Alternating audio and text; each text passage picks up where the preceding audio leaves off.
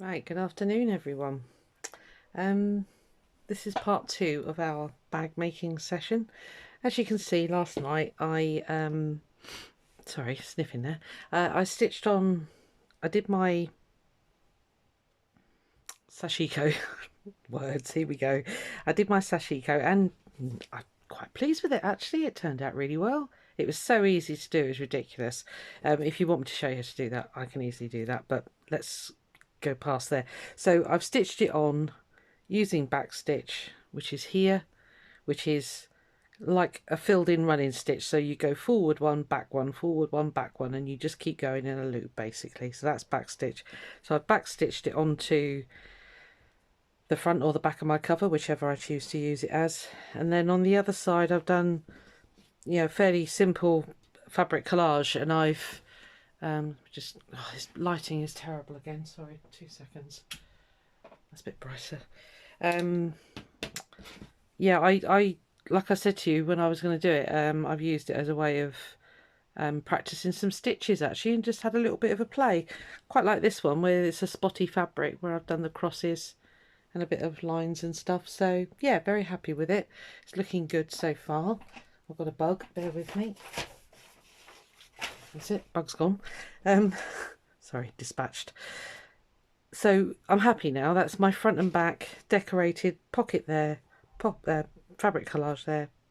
Nice, like it. Okay, so if you've got fabric, you'll be at this stage already. Okay, you should have your corners, your base box corner things cut out here already.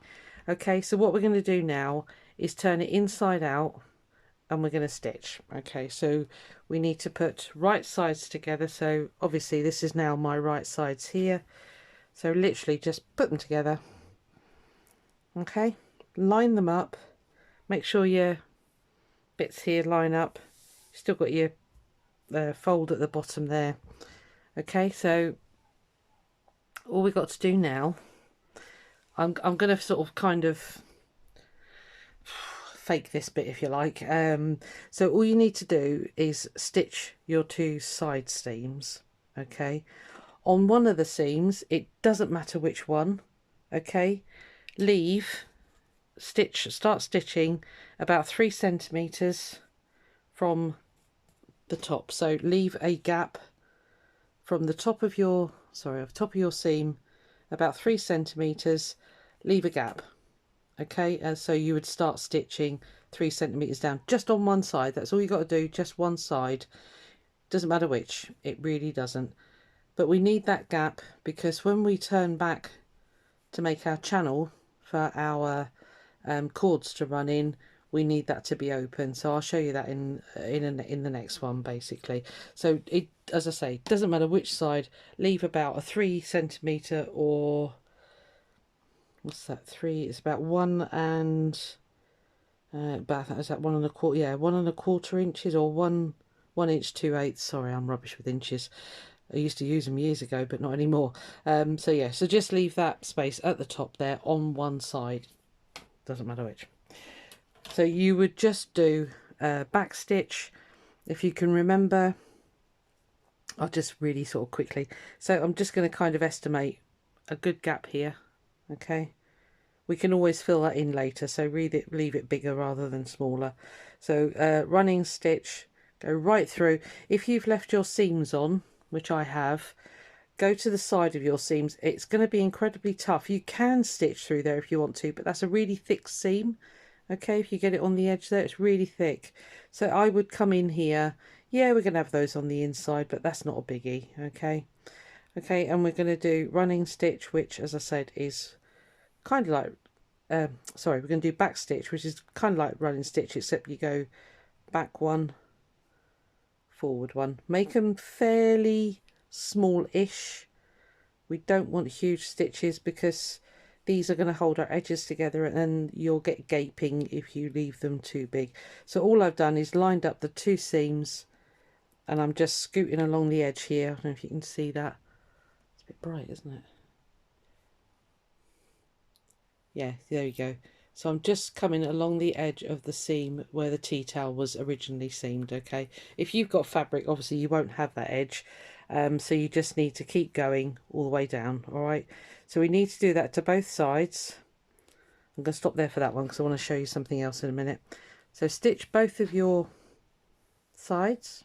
Okay, once they're stitched, if you have cut off your seamed edges, to make you happy that it's not going to all unravel on you, you can do something called whip stitch.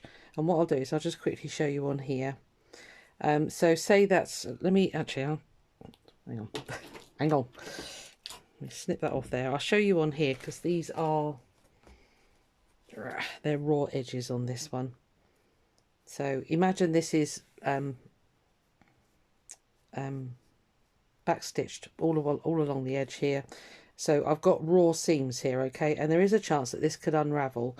So once you've sewn down to the bottom here with your back stitching, just I mean, if you've got a nice long bit of thread, you could be able to do this. Just go back up and then just whip stitch over the edges. If you know how to do blanket stitch, this is the perfect time. I don't want to keep throwing lots of different stitches at you, so this is the easiest one I know. Okay, so just whip stitch over the top of those. Okay, and it'll help. I mean, it's not going to stop it, but it will help stop the unraveling of the seams there. Okay, this seems fairly tightly woven actually, so it's not even starting to a little bit there, starting to unravel a little bit there. All right, so stitch your edges. If you've got raw seams, whip stitch them. It's a very quick stitch. It doesn't take 2 seconds to do, or 2 minutes I should say. So let me just undo this. It's not going to happen. Okay, so I'll clop that off there. Yeah, so as I say, I'm just going to sort of kind of cheat. What I'll do is I'll pin mine so that you get an idea of what we're up to next.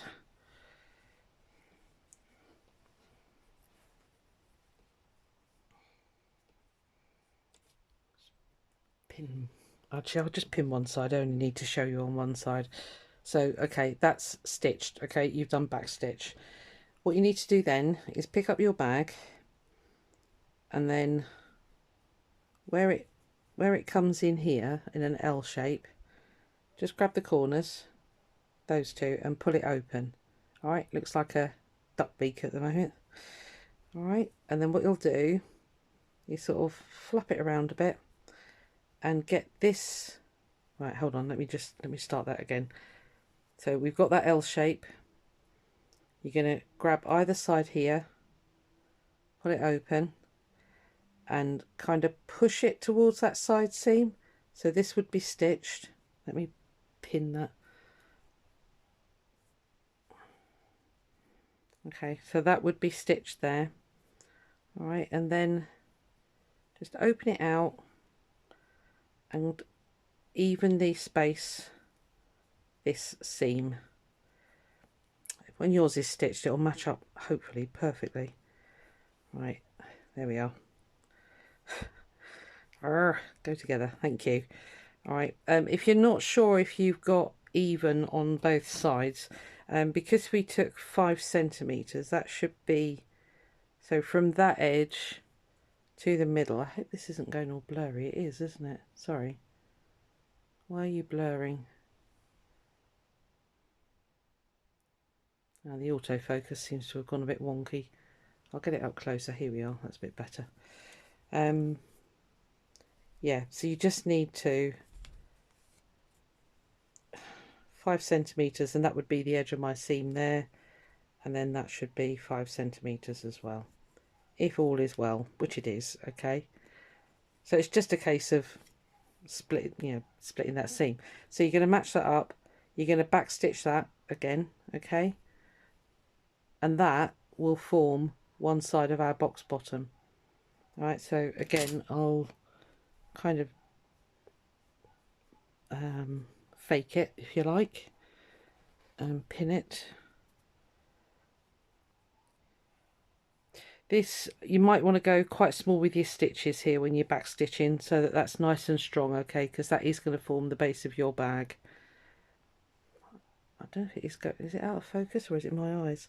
Okay, so once you've done that side, obviously you've stitched this side as well, and you'll do exactly the same again. going to show you again. If you've got any questions about this, please ask, okay, because I will redo it in much slower motion. So okay, so you will have sewn this side seam. All right, so you just stitched up here, okay. So there is your cutout piece. You've seen there. So all you got to do is grab inside, grab that side, and pull it apart. Okay, I'll do it really slowly. Pull it apart and then sort of turn it so that these now match up together to make another seam. Alright, get it half and half. I don't know which way to show you really.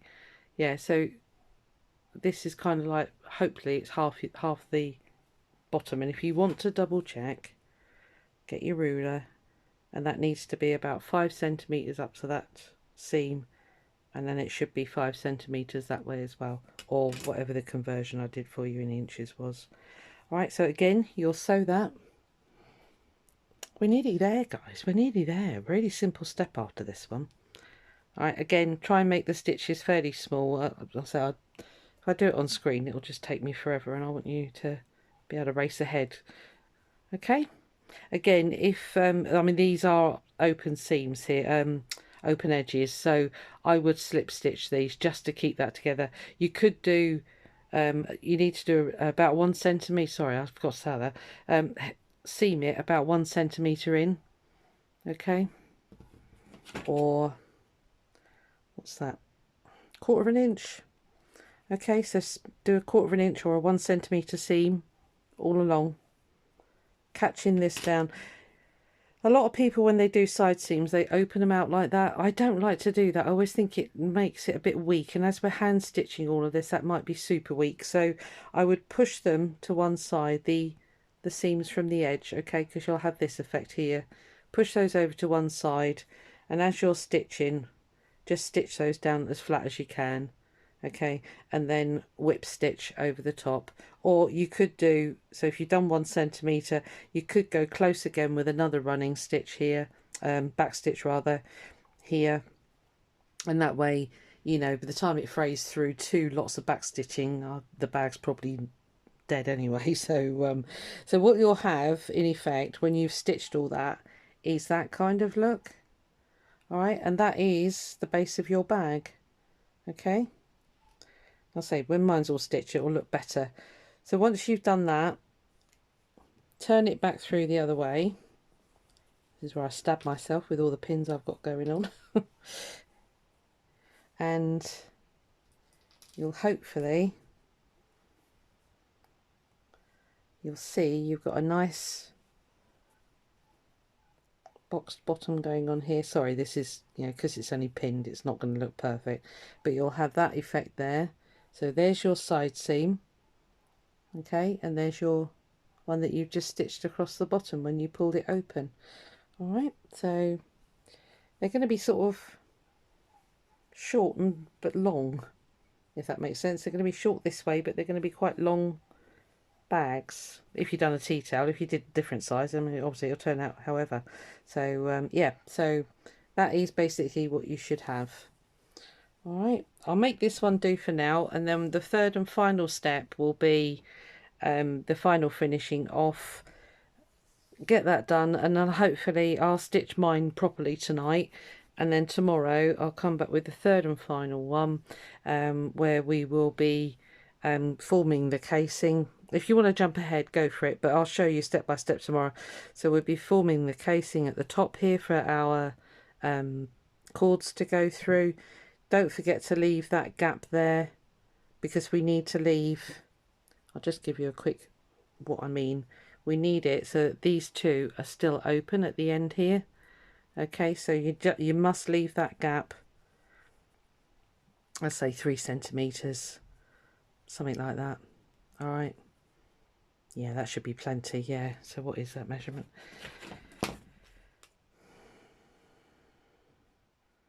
Yeah, 3. Actually, yeah, no, 3 centimeters should be enough, shouldn't it? Because when we turn that back, let me double check.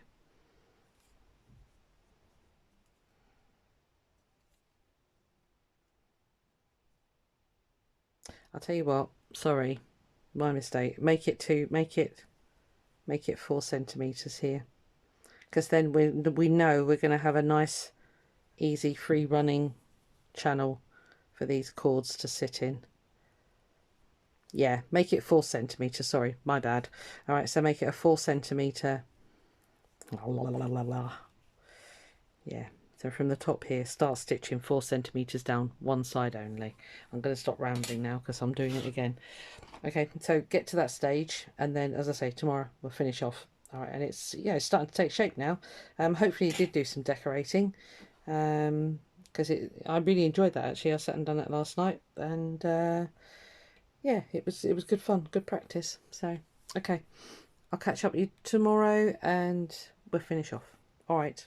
Oh, and yeah, there'll be some little hints and tips on how to maybe add some bits to it. Hopefully, if I remember. All right, I'll see you tomorrow. Bye bye.